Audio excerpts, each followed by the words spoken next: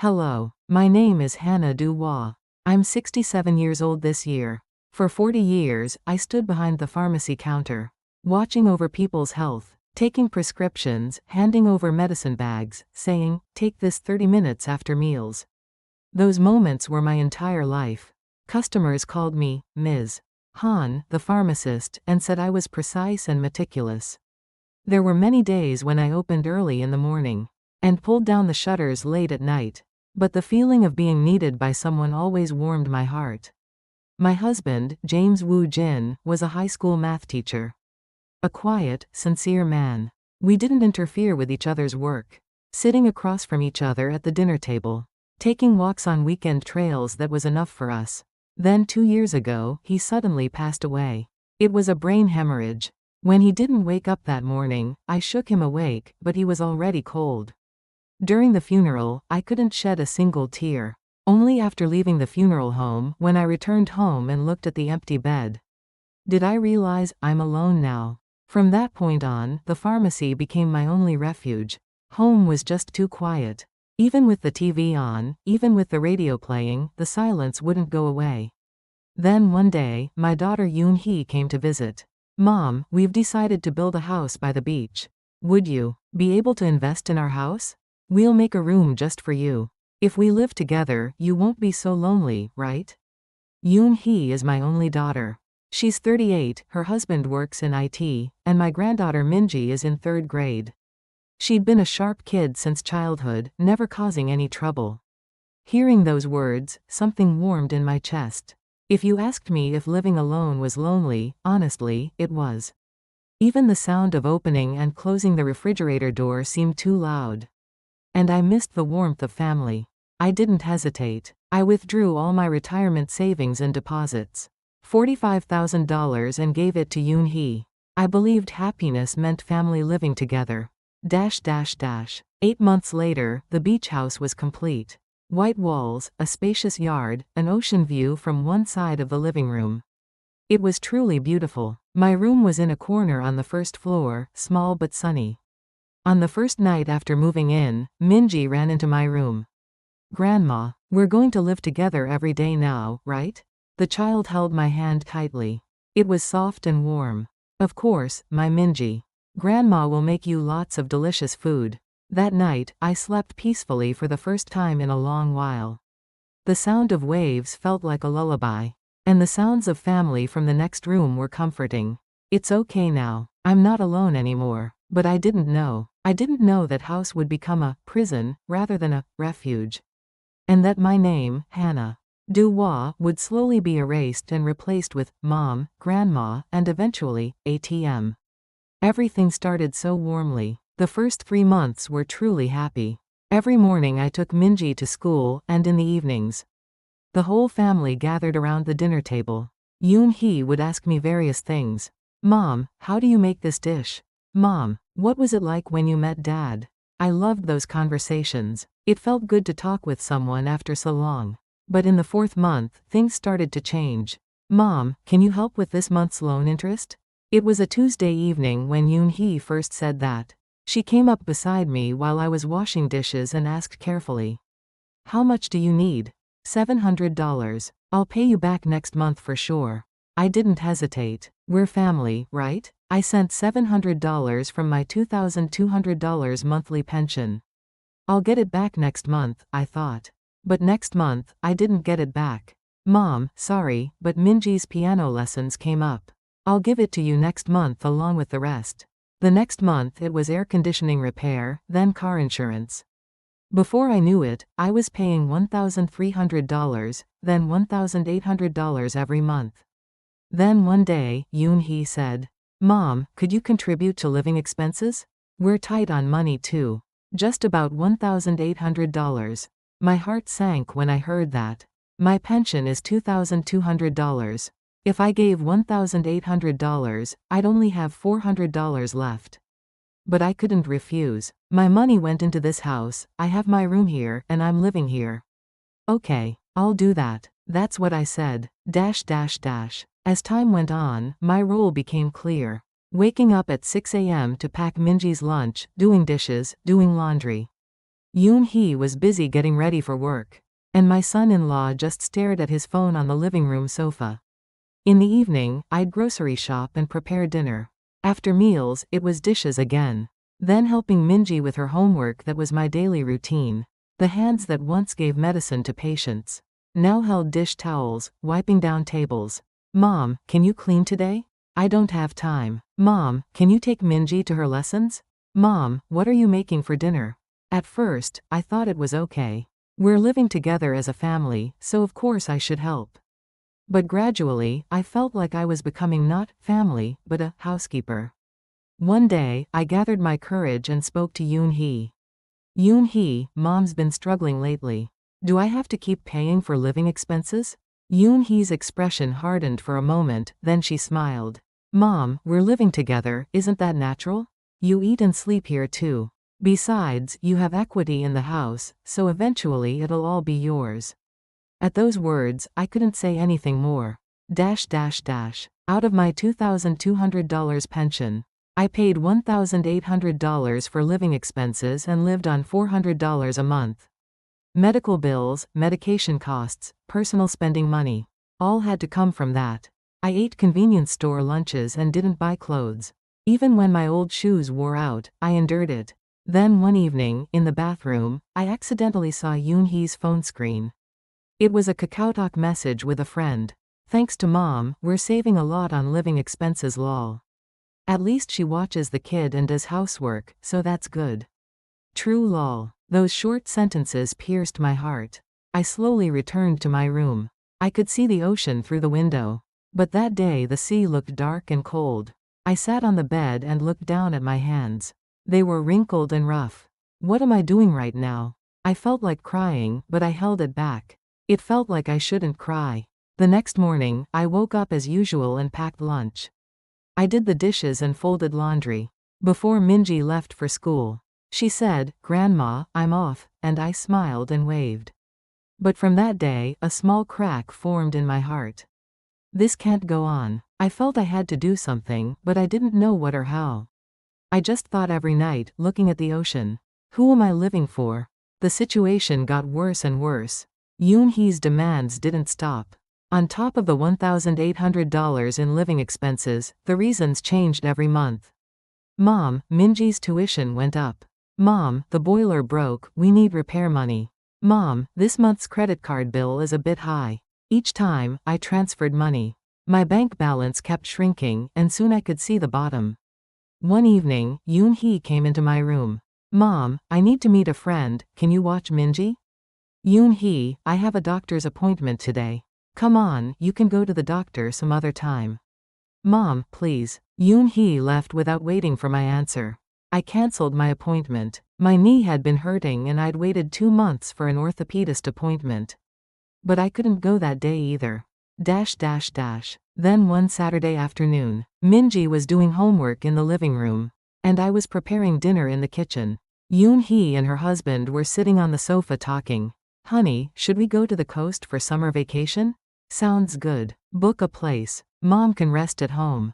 The moment I heard those words, my knife stopped mid-chop. I thought I was going with them.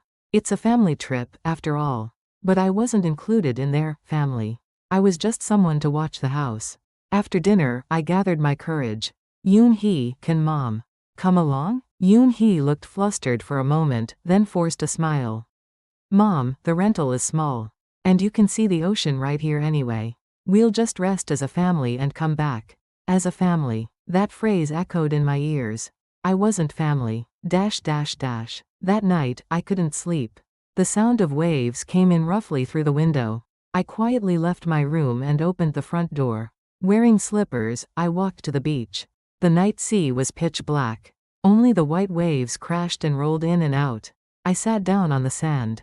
Why did I give away my life like this? Money I saved for 40 years as a pharmacist. Retirement funds from selling the house my husband and I lived in together. I gave it all to my daughter. Because I believed family could live together happily. But I wasn't happy now. Every morning waking at 6 a.m. to pack lunch, clean, do laundry, grocery shop, prepare dinner. At 67 years old, giving away most of my pension, surviving on $400 a month. Not able to properly go to the doctor. Not buying even one new piece of clothing.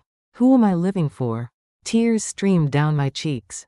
At first they flowed quietly, but gradually they burst out with sound. In a place where no one could hear over the sound of the waves. I cried for the first time. I didn't cry when my husband died. I thought I had to be strong.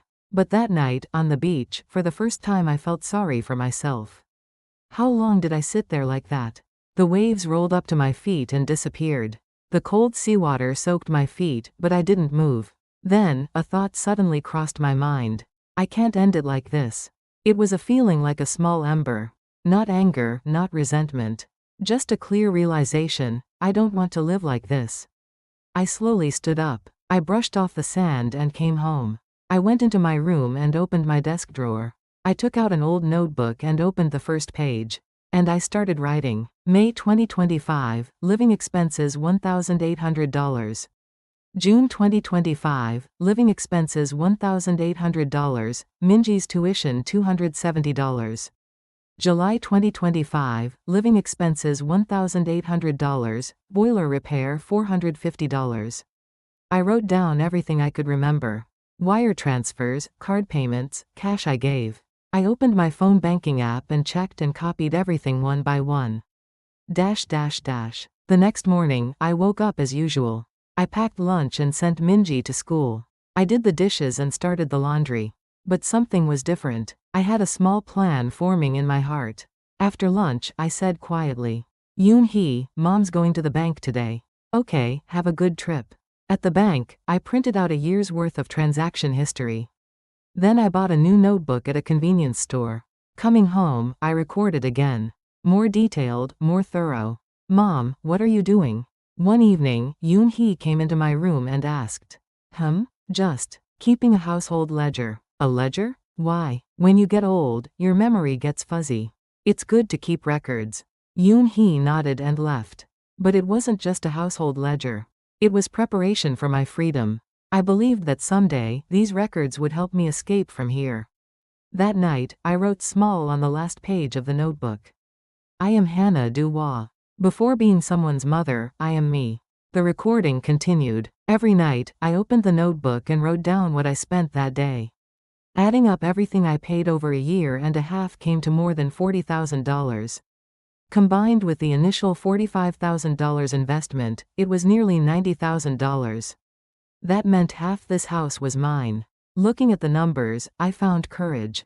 The next evening, I told Yoon-hee. Yoon-hee, from this month I'll only pay $900 for living expenses.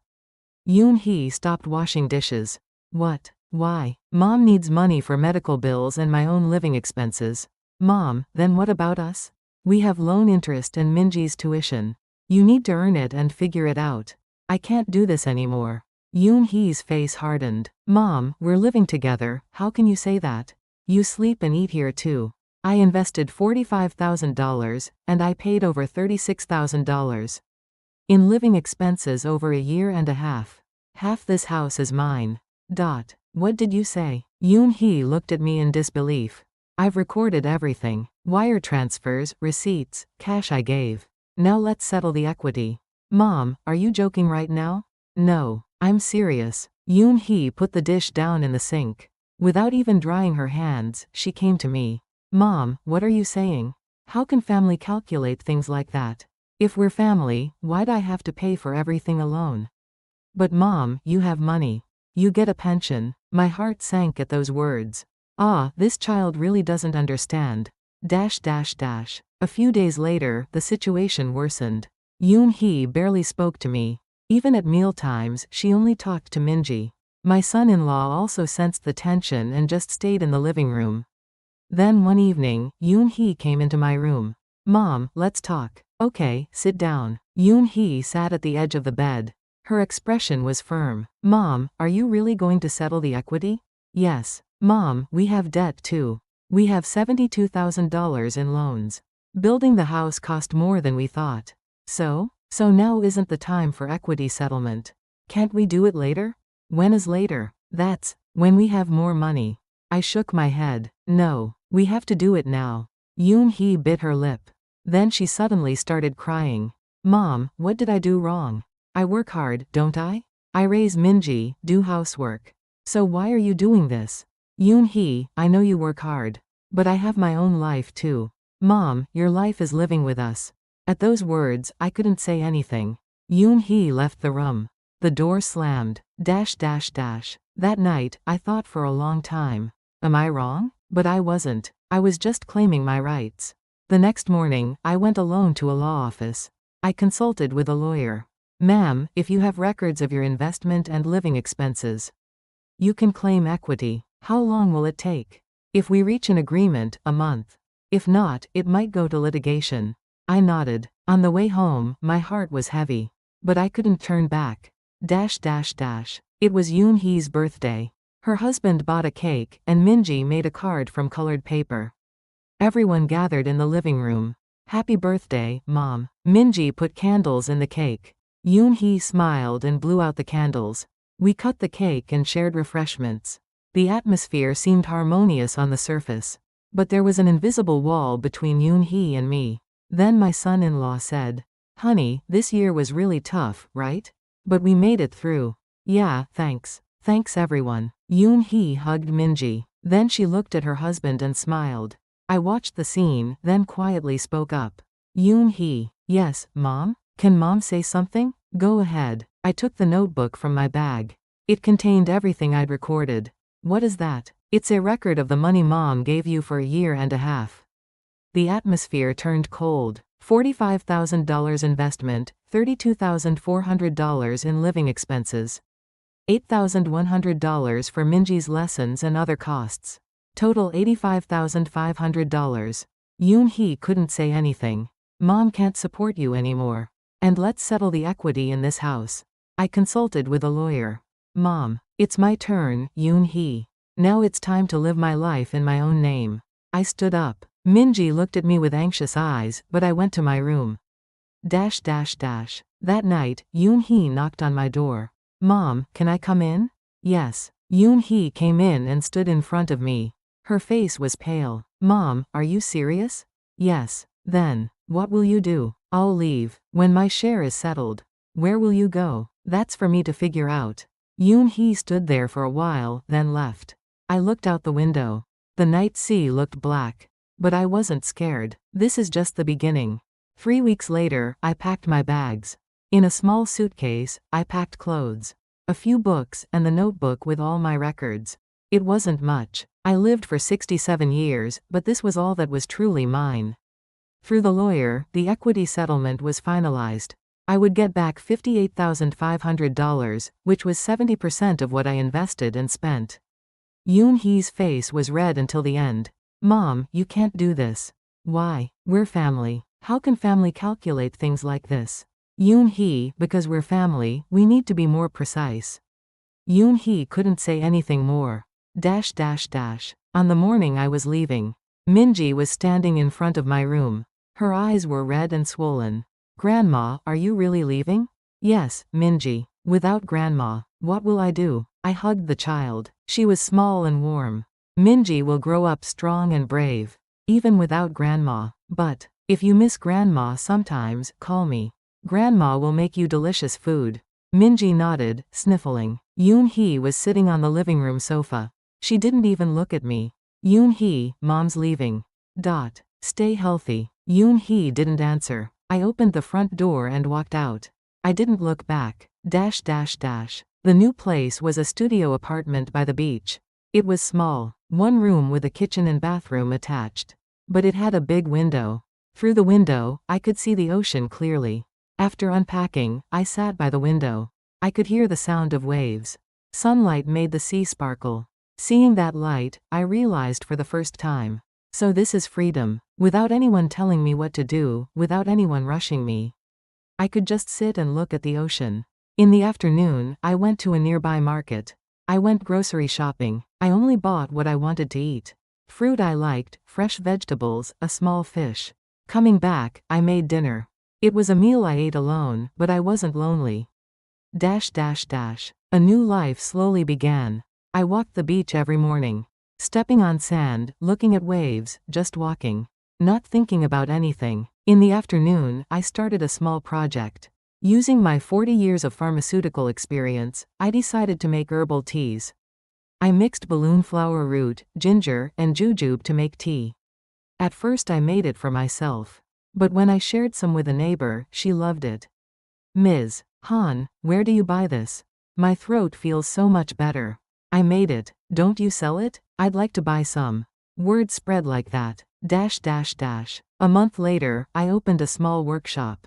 Du Wa Workshop. It was named after me. I rented a small space on the first floor, making and selling herbal teas.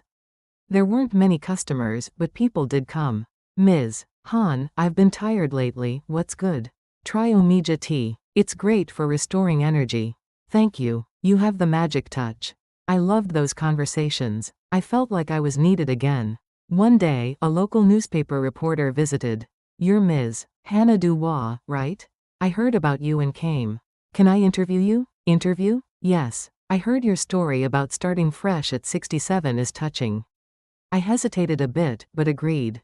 A week later, my story was in the newspaper. Hannah Du Wa from someone's mother to living in her own name. My face in the photo was bright. It was my smile I hadn't seen in a long time. 2 months later, Yoon Hee came to visit. My daughter's face looked gaunt as she entered the workshop door. Mom, you came. Sit down. Yoon Hee sat in the chair. She was silent for a while. Mom, I'm sorry. Yoon Hee's voice trembled. I didn't think about you, I only filled my own greed. You have your own life too, Mom. I didn't realize that. I poured a cup of tea and placed it in front of Yoon Hee. Try it. Yoon Hee picked up the tea. After one sip, she shed tears. Mom, can't you come back? At that question, I shook my head. No. Why? I want to live as Hannah Du Wa now. Not as someone's mother or someone's grandmother. Then, what about us? You live your life as a family. I'll live mine. Yoon Hee bit her lip. Still, I'll contact you sometimes. Okay, but Yoon Hee, yes? From now on, let's meet not out of need, but out of respect. You're responsible for your life, and I'm responsible for mine.